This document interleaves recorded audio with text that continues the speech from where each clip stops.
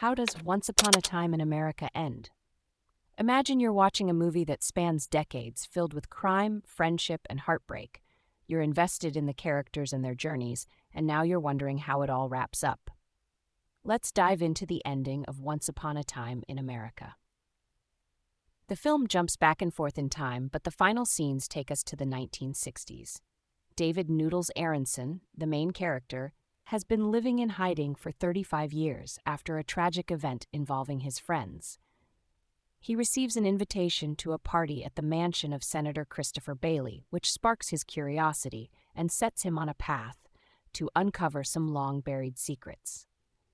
Noodles discovers that his old friend Max has been manipulating events from behind the scenes.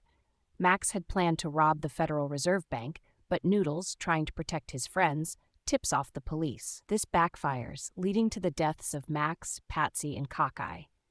In the aftermath, Noodles finds out that the money they had been saving was replaced with newspapers in the locker where they kept it. He escapes the city with just enough money for a one-way ticket to Buffalo. Years later, Noodles returns to New York and visits an old friend, Carol, who is now living in a retirement home run by the Bailey Foundation.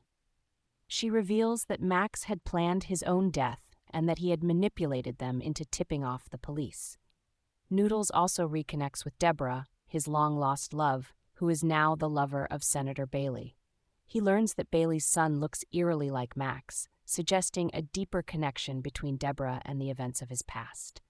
The film ends with Noodles reflecting on his life, the choices he made, and the friends he lost.